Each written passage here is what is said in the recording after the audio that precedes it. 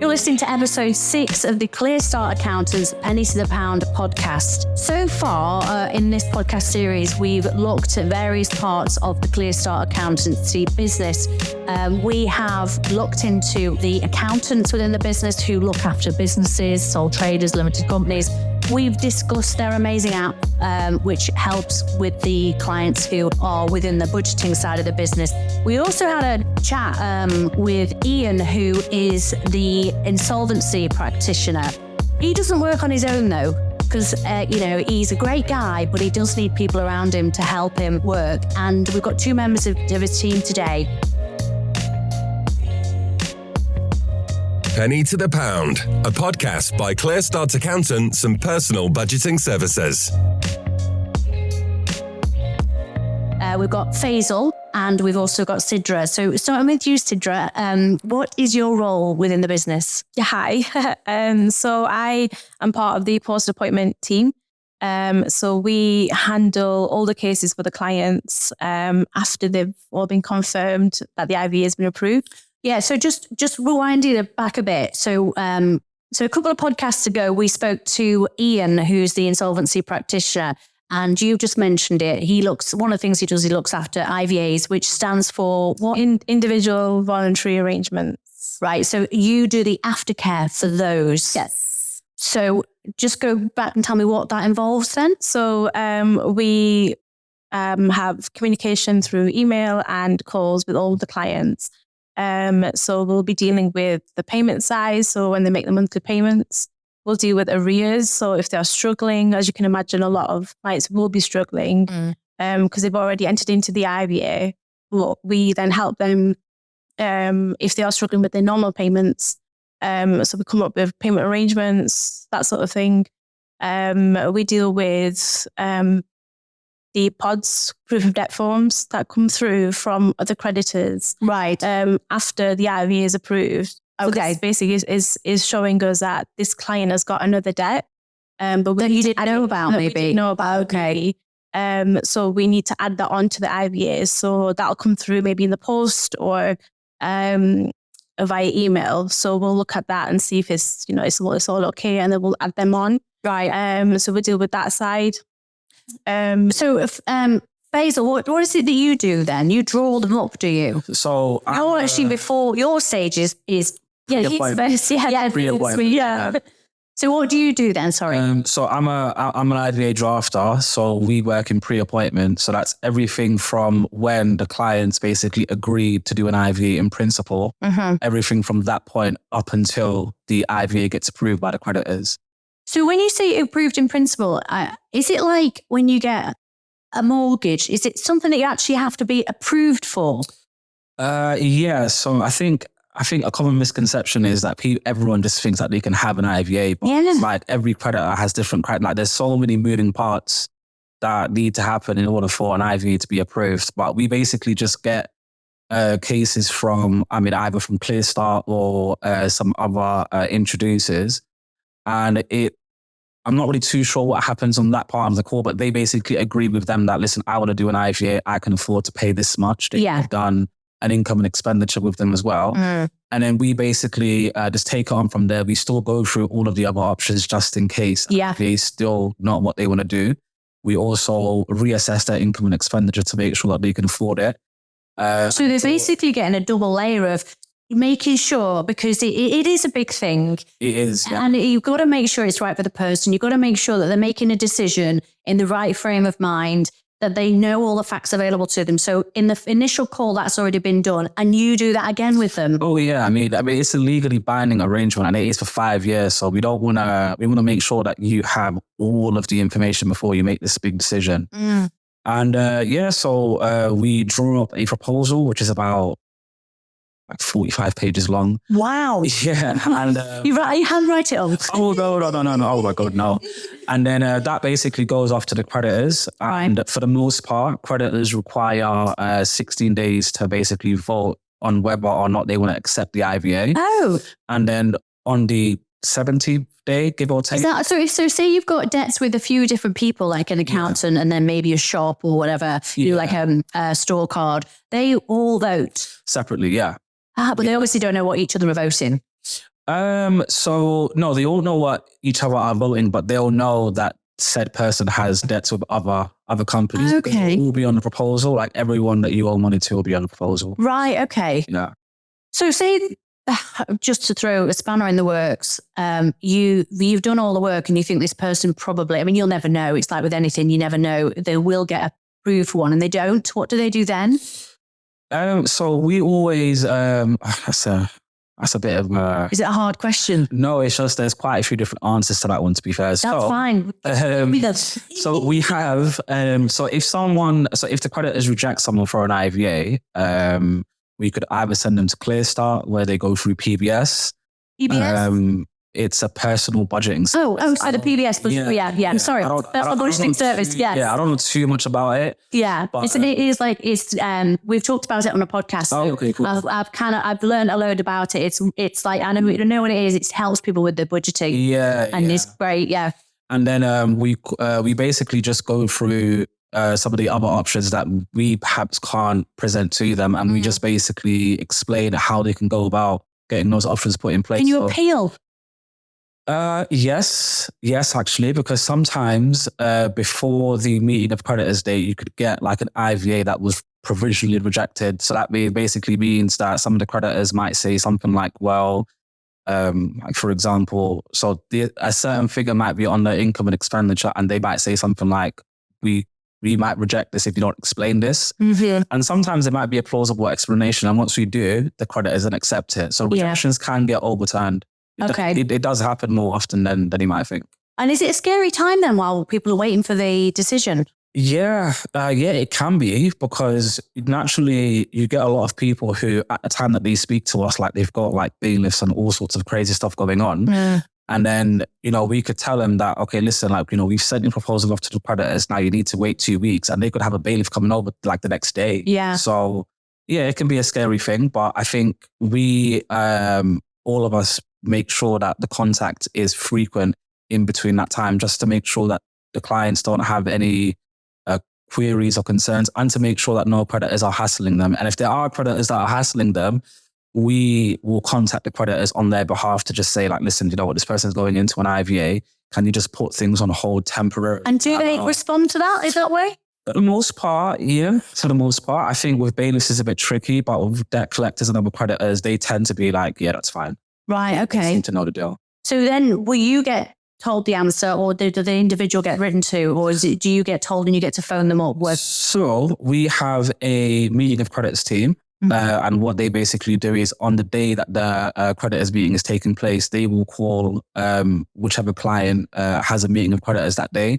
And they will basically tell them if the IVA has been approved or not, and run through some terms and conditions, and then some paperwork is signed, and then that's it. Your IVA is approved. Right. Okay. And that's when Sidra comes into play. So your bit is that you finished with that particular client then, and you're obviously dealing with new clients regularly. So like every day. Yeah. So then you hand over to your aftercare. Yeah, pretty much. And what does that entail then with people? Obviously, you mentioned about making sure bills are paid and things like that. Yes. It also entails doing annual reviews. So every year on the anniversary day, we have to do the annual reviews. So this is where we will obtain income and expenditure form details from the client, bank statements, wage slips, any benefits that they've got, just so that we know that they're on the right plan for the next year. Is that a legal requirement? It would be, yeah. Because we would need to see that they still can afford this. Maybe they've got a wage increase, so we may be able to up it a little bit to help pay off the debt. Or if they've lost their job, maybe we may need to decrease it. It just sort of completely depends on their situation. So when you set up your IVA, do all your debtors agree to an amount that they're willing to receive? Is that basically what it boils down to? Yeah, pretty much, because they will get what we call dividend amounts. So it's the pence of the pound sort of rate that they'll get. So let's say, for example, a client's paying £100 a month, then small amounts of those pennies will go towards all the creditors equally. Right. So we just need to do that in the annual review to make sure that the next year will be, it'll be okay for them to pay it for the clients. So if they are earning more and say they can pay £150, does that make their debt go down quicker? Pretty much, yeah, because it sort of will show that there's more money going to the creditors, so their debt is getting paid off quickly. But it doesn't reduce the term. It's still 5 years. Yeah, so 5 years will still remain. Of course, maybe let's say if we get to the 5 year, and it just sort of depends on that. Hopefully when the time comes where we do come to that, we'll know a bit more information. But generally speaking, I think we'll be on the same sort of process. Track. Yeah. Same track. Yeah, exactly. Yeah. I know what you mean. Yeah. Yeah. Yeah. When you finished your 5 years, what impact does that have on you as a person then? So all of your debt as a client will all be wiped off. So it'll be completely a clean slate. So as soon as the IVA is finished, it'll be between 5 to 6 years. Let's say 6 years, because the majority of them are. Then after that, when they look at their credit score or their credit file, it's like they've never had credit before.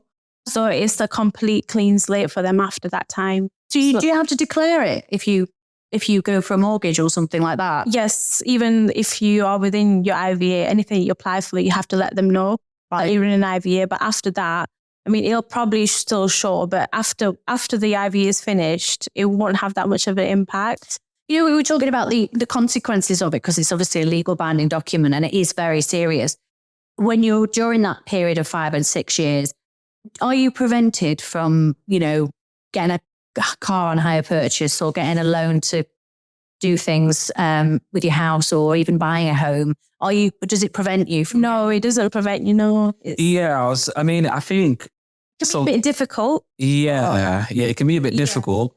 But part of the IVA protocol states that, like, when you're in an IVA, you can't take out any credit that's more than £500 anyway. Oh, really? Yeah, without getting consent from a supervisor. So you can't do that.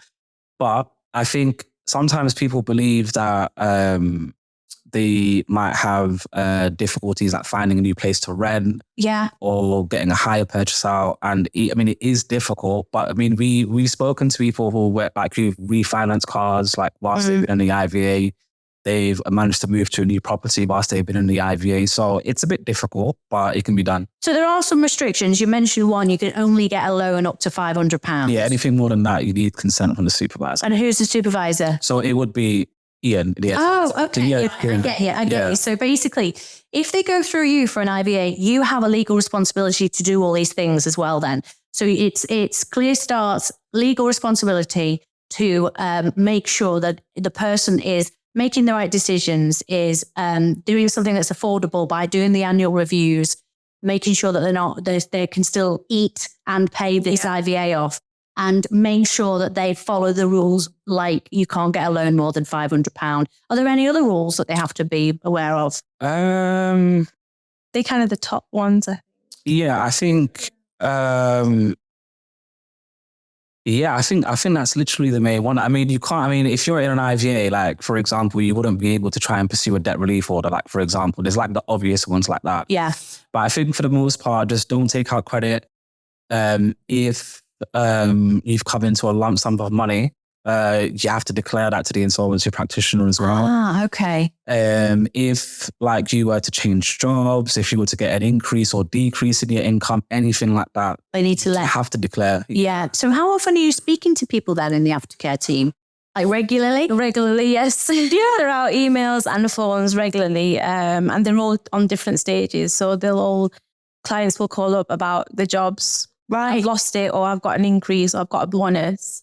So then we accordingly will be able to action that. So you get to know them on a really personal level. Yeah, definitely. We'll be able to have those conversations with them. To be honest, all of them are vulnerable. So we really have that care towards each one who we speak to make sure that they're in the right place in terms of mentally. Like we always try to check in with them separately, as well as, of course, making the payments. And when it comes to reviews, making sure that everything else is okay for the next year. Yeah, I didn't know that. I just thought you got an IVA and then you just dealt with it for the next 5 or 6 years. But I didn't know that. Into what their sort of their finances are, and really wanted to help them, because a lot of clients will call up after on a post appointment, and they'll just sort of say, I'm really struggling. I just can't keep up with this, and I can't keep up with that payment. and is there anything that we can do? So we really have to listen to them and really show that empathy that we're here to help, because that's what we're here for. We are here to help you. And that's what we always try to deliver to all of our clients, so that at the end of the day, they are a bit relieved. Because I've had clients, yeah, exactly. So they'll call up and they'll be really, really stressed. But then after the phone call, we try to aim to reduce that stress and sort of let that peace of mind come for them.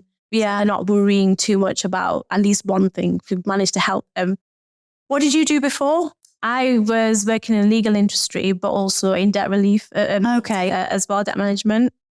So when I was working in the law field, we were doing, of course, like a lot of debt recovery. So I was actually on the other side where I couldn't, as much as I'd want to help the clients, our own, of course, clients. So we used to help have clients with banks, and we had to repossess vehicles. Right. So I was on the other side where I couldn't do anything to help because their rules were so strict. Right. We had to then enforce the judgment, so go through the whole court process and take their cars back.